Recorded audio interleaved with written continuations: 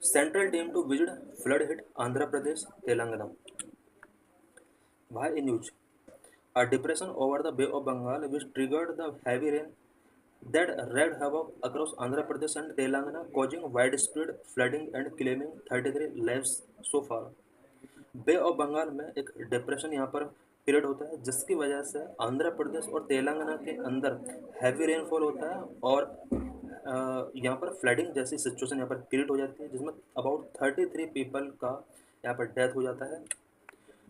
These rain were driven by a land-based cyclone which drew moisture from both the Arabian Sea and land-based heat from the eastern part of country. ये जो rainfall यहाँ पर हुआ है इस rainfall का वजह मेनली लैंड बेस्ड साइक्लोन है. इस लैंड बेस्ड साइक्लोन को मॉइस्चर मिल जाता है स्पेशली अरेबियन सी की तरफ से and land based heat from eastern part of country और लैंड बेस्ड हीट से भी इसको मॉइस्चर मिल जाता है specially eastern part of countries है. और जैसे ये मॉइस्चर गेन कर लेता है और उसके बाद ये हैवी रेनफॉल का वजह बन जाता है. Over 27% of state annual rainfall occurred in just 48 hours causing severe flooding in many state. Andhra Pradesh के अंदर जितना एनुअल रेनफॉल होता है उसका 27% रेनफॉल ओनली 24 आवर के अंदर हो जाता है जिसकी वजह से यहाँ पर सीवर फ्लडिंग कॉजिंग हो जाता है. Causes of floods in India. India के अंदर फ्लड्स के क्या क्या कॉजेज हैं? मेनली इसमें टू टाइप के कॉजेज हैं, natural causes and man made causes. Natural causes. Number one, heavy rainfall.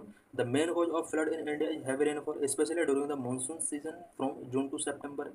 Intense and erratic rainfall can exceed the soil's absorption capacity or overwhelm drainage system leading to floods. India के अंदर main cause floods का जो है वो rainfall है. Specially ये rainfall जो heavy होता है ये जून टू सितंबर मंथ में जो मानसून सीजन होता है इस टाइम पर हैवी रेनफॉल होता है. इंटेंस एंड इरेटिक रेनफॉल की वजह से वाटर रिटेन करने की जो कैपेसिटी होती है सॉइल की एब्जॉर्प्शन कैपेसिटी वो एक्सीड हो जाती है जिसकी वजह से ड्रेनेज सिस्टम ओवरवेलम हो जाता है और इसकी वजह से यहाँ पर फ्लड्स शो होते हैं. Number two, glacier melting. Snow melting and glacier in mountainous region due to rising temperature can increase river and stream water level resulting in downstream flooding. Melting बहुत ज़्यादा शो किए जा रहे हैं specially polar region के अंदर और glacier भी बहुत ज़्यादा मेल्ट हो रहे हैं इसकी वजह से बिकॉज ये टेम्परेचर राइज होने की वजह से ऐसा हो रहा है. इसकी वजह से river and stream water level increase हो रहा है और डाउन स्ट्रीम फ्लडिंग शो हो रहे हैं. Number three, overflow of a river. When a river's water level exceeds its capacity due to excessive inflow from upstream and diminished outflow downstream, flooding can occur. In 2023, the Yamuna River water overflow due to heavy rain in Himachal Pradesh and Haryana, overwhelming the barrage in Delhi and causing flooding in several areas along the river. When river overflow हो जाती है इसकी वजह से जितना भी river water है वो अदर एरियाज में एज ए फ्लडिंग स्प्रेड होना शुरू हो जाता है. जिस तरह से 2023 में यमुना रिवर ओवरफ्लो हुआ था जिसका रीजन हिमाचल प्रदेश एंड हरियाणा के अंदर हैवी रेनफॉल था और जिसका इफेक्ट दिल्ली के अंदर बैरेज ओवरवेलमिंग के तौर पर देखा गया और बहुत ज़्यादा हमने यहाँ पर फ्लडिंग सिचुएशंस यहाँ पर राइज होते हुए देखे. Number 4, cyclone and storm. Storm and cyclone can generate strong winds and heavy rainfall, particularly affected coastal region. Maritime storm and cyclone भी स्ट्रॉन्ग विंड्स और हैवी रेनफॉल का वजह बनते हैं स्पेशली कोस्टल रीजन में ऐसा होता है. For instance cyclone Mekong in December 2023 cause intense rain and flooding that killed around 13 people.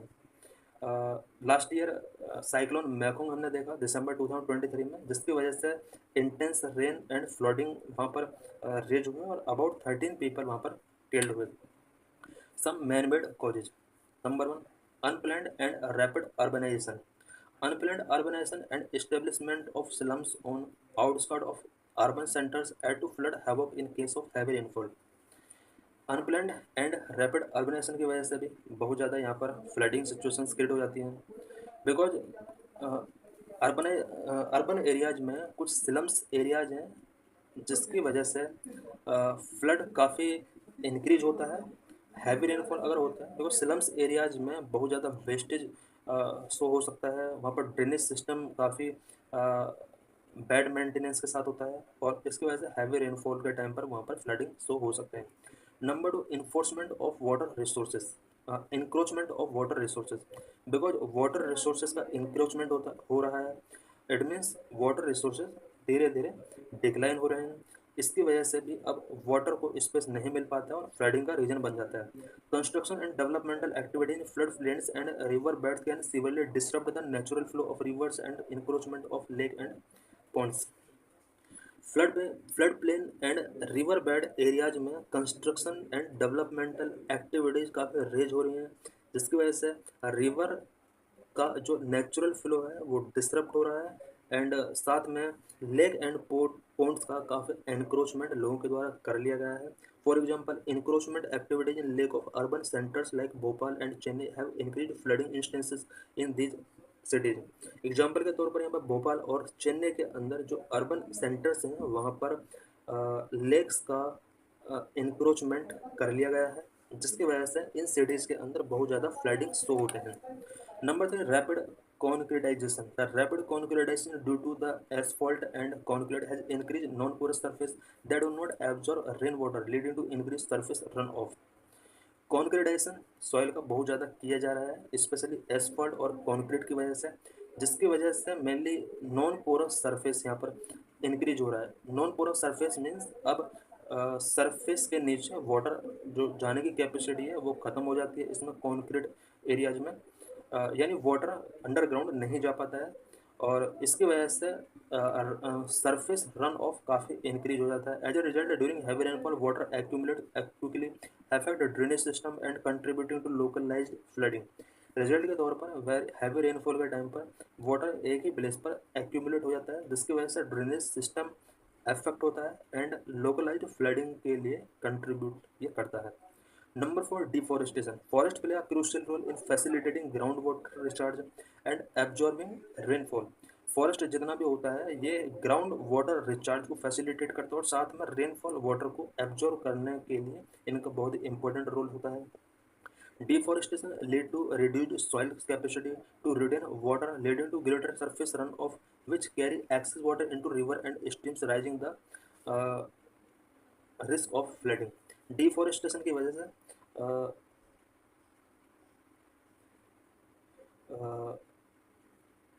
Soil का जो वाटर रिटेन कैपेसिटी है वो रिड्यूस होता है, बिकॉज जब तक प्लांट है सॉइल के अंदर पोरस सरफेस होगा और वाटर रिटेन करने की कैपेसिटी उसकी ज़्यादा होगी। डिफॉरेस्टेशन की वजह से यहाँ पर कॉन्क्रीटाइजेशन इंक्रीज होगा, जिसकी वजह से वाटर अंडरग्राउंड नहीं पहुँच पाएगा और रन ऑफ सरफेस जो है वहाँ पर वाटर फ्लडिंग के रूप में शो होगा। Number 5, dam and barrage. These are build to manage water flow and generate hydroelectric power, but heavy rain and poorly manage reservoirs can pose significant risk. जितना भी डैम एंड बैरेज बना हुआ है ये water flow को manage करने के लिए बनाए गए हैं और हाइड्रो इलेक्ट्रिक पावर जनरेट करने के लिए बनाए गए हैं, but heavy rain and poorly managed reservoir अगर इस तरह की सिचुएशंस आ जाती हैं तो यहाँ पर सिग्निफिकेंट रिस्क शो हो सकते हैं, बिकॉज कभी कभी डैम ब्रेक हो जाने की वजह से भी फ्लड्स आ सकता है। For instance, alleged poor management of water in Mullaperiyar Dam in Tamil Nadu and Kerala border are caused floods in 2018। यहाँ पर एग्जाम्पल के तौर पर यहाँ पर शो किया गया है कि 2018 में तमिलनाडु एंड केरला बॉर्डर पर मुल्ला पेरियार डैम के मिसमैनेजमेंट की वजह से बहुत बड़ा यहाँ पर फ्लड्स देखा गया था। Number 6, poor drainage system in many urban area due to siltation and clogging by solid waste, drainage infrastructure is inadequate to handle heavy rainfall। कुछ अर्बन एरियाज के अंदर जो ड्रेनेज सिस्टम है सिल्टेशन एंड क्लॉगिंग की वजह से, specially solid waste की वजह से ड्रेनेज इंफ्रास्ट्रक्चर वहाँ पर इनएडिक्वेट शो होता है, स्पेशली हैवी रेनफॉल के टाइम पर उसको हैंडल करने के लिए वहाँ का ड्रेनेज सिस्टम प्रॉपरली तरीके से वर्क नहीं करता है। पुअरली डिजाइंड और maintained drainage system can cause significant flooding even during moderate rain events. Poorly designed and maintained drainage system अगर है तो उसको सिग्निफिकेंट फ्लडिंग का वजह बन सकता है, स्पेशली अगर मॉडरेट रेनफॉल भी होता है तो वहाँ पर फ्लडिंग देखा जा सकता है अगर ड्रेनेज सिस्टम पुअरली डिजाइन किया गया है, मेंटेन किया गया है।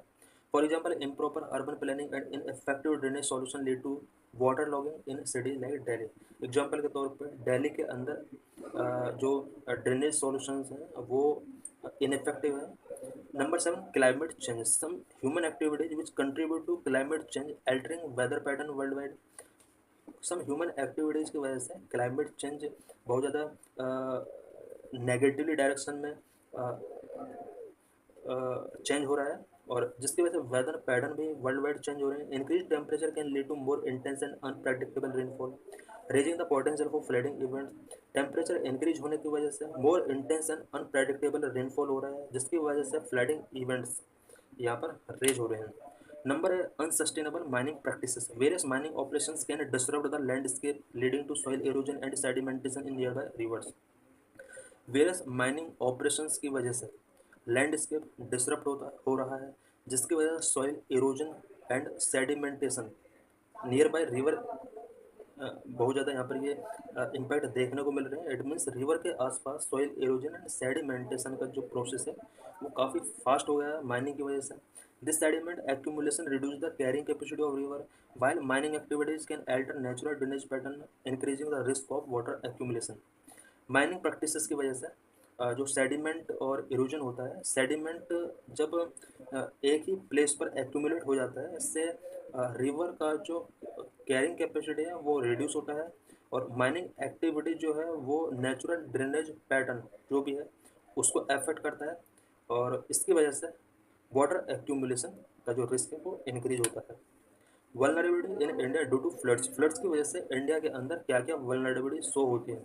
According to the National Disaster Management Authority, some regions susceptible to floods lie mostly along the Ganga Brahmaputra river basin from northern state of Himachal Pradesh and Punjab, covering Uttar Pradesh and Bihar, and stretching to Assam and Arunachal Pradesh in the northeast। NDMA के according कुछ regions हैं, especially Ganga Brahmaputra river basin region, जिसमें north from the northern state Himachal Pradesh, Punjab, UP, Bihar को cover करते हुए Assam and Arunachal Pradesh, ये वो reason है जिसमें फ्लडिंग पॉसिबिलिटी बहुत ज़्यादा होता है। These coastal state of Odisha and Andhra Pradesh, part of Telangana and Gujarat also face yearly floods. कुछ कोस्टल स्टेट जैसे Odisha, Andhra Pradesh, part of Telangana and Gujarat, यहाँ भी ईयरली फ्लड्स शो होते हैं। In recent times, the southwest monsoon period has also been causing massive floods in part of the country in recent year। recent year में कुछ south west monsoon की वजह से south के जो स्टेट हैं वहाँ भी मैसिव फ्लड्स यहाँ पर शो हो रहे हैं। In 2020 256 district across 13 state in India reported floods due to excess rainfall. 2020 में 13 स्टेट के अंदर अबाउट 256 डिस्ट्रिक्ट में floods due to excess rainfall की वजह से हमने यहाँ पर देखे थे। Solutions for flood management in India, India के अंदर फ्लड मैनेजमेंट के लिए क्या क्या हमने पॉलिसी मेकिंग की है और क्या क्या इसके लिए सॉल्यूशन हो सकते हैं। There are two types of solution, structural measures and non structural measures. Structural measures, number 1, interlinking of river program, और रिवर को इंटरलिंक करने के लिए यहाँ पर various programs government of India के द्वारा लॉन्च किए गए हैं। Number 1, interlinking of river program, ILR aimed at linking different surplus river of country with deficient river so that the excess water from surplus region could be diverted to deficient region। किसी भी river के अंदर अगर surplus water है उसको deficient river के साथ link करने का यहाँ पर ये एक प्रोग्राम है, सो दैट एक्सेस वाटर को डेफिशिएंट रीजन के अंदर प्रॉपरली तरीके से डाइवर्ट किया जा सके। For instance, Ken Betwa link project is the flagship project of national government and is crucial for water security and socio economic development of Bundelkhand region. Example के तौर पर केन बेतवा लिंकिंग प्रोजेक्ट था गवर्नमेंट का, ये एक फ्लैगशिप प्रोजेक्ट है नेशनल गवर्नमेंट का, और ये कहीं ना कहीं बुंदेलखंड रीजन के अंदर जो वाटर स्केर्सिटी है सोशो इकोनॉमिक डेवलपमेंट के लिए एक इम्पोर्टेंट रोल प्ले करता है। Number 2, storage reservoirs, these are artificial structure design to store excess water during high flow period and release it during low flow period. Storage reservoirs जो होते हैं ये artificial structures होते हैं, जो कि स्पेशली पर्पज के लिए यहाँ पर डिजाइन किए जाते हैं एक्सेस वाटर को स्टोर करके उसको अगेन यूज करने के लिए ड्यूरिंग हाई फ्लो पीरियड के टाइम पर जो एक्सेस वाटर होता है उसको यहाँ पर स्टोर किया जाता है and during low flow period इसको रिलीज कर दिया जाता है। They moderate flood peaks by reducing water volume and velocity downstream, conserve water for irrigation, power generation and supply। ये जो वाटर रिजर्वर्स होते हैं ये फ्लड पीक जो होता है उसको मॉडरेट करने का काम करते हैं वाटर वॉल्यूम को रिड्यूस करके, और इस वाटर का यूज इरिगेशन पर्पज के लिए, पावर जनरेशन के लिए, सप्लाई के लिए भी यूज किया जा सकता है। एग्जाम्पल, बागड़ा Nangal dam on Sutlej river has storage capacity of about 9,621 million cubic meter, aiding in flood control, power generation and irrigation। Example के तौर पर भागड़ा नागल डैम जो सतलुज रिवर पर है ये 9,621 MCM वाटर कैपेसिटी को स्टोरेज कर सकता है, जिसका यूज पावर जनरेशन के लिए, इरिगेशन के लिए कर सकते हैं। Number 3, coastal flood management. During 2004 tsunami made people realize that mangrove can serve as a reliable safety hedge against coastal calamities like storm surge and coastal flooding.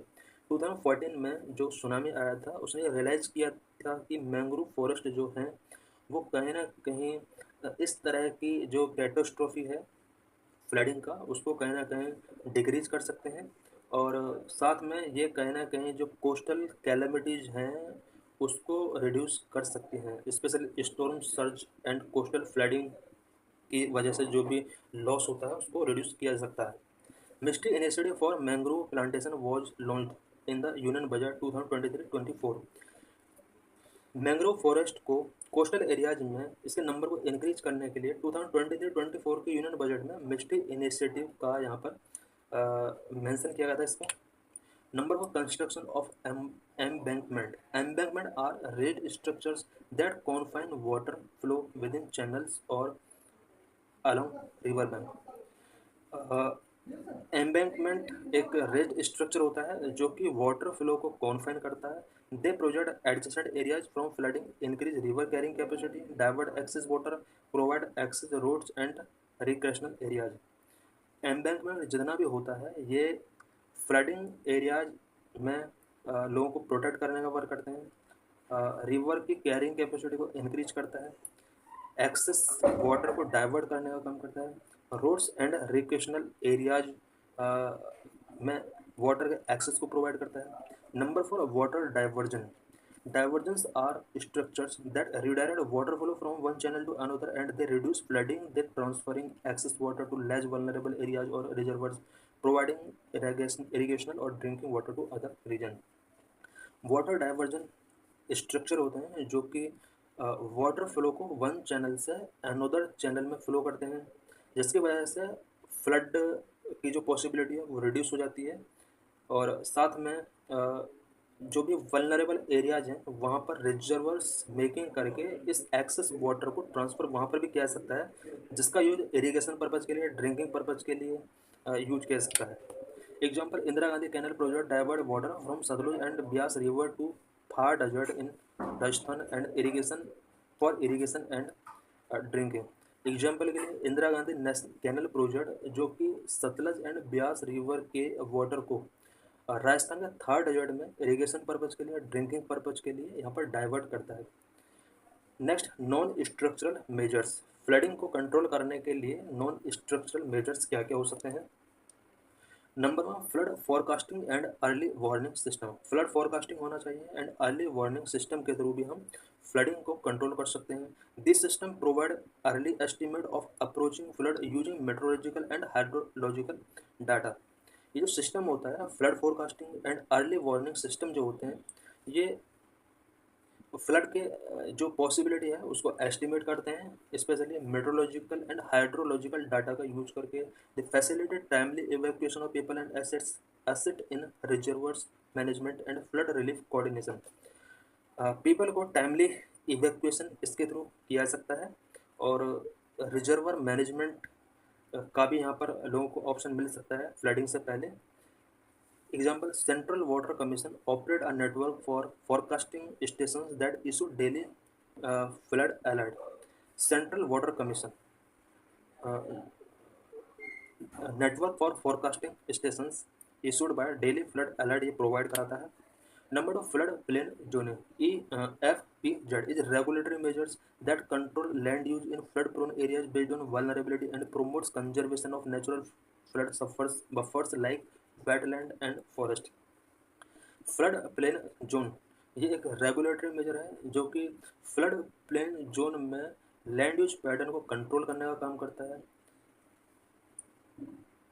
Example, National Disaster Management Authority guidelines classify flood prone land into 4 zone: prohibited, restricted, regulated and free. NDMA National Disaster Management Authority ये flood plain zone को 4 zone में classify करता है: prohibited zone, restricted zone, regulated zone and free zone.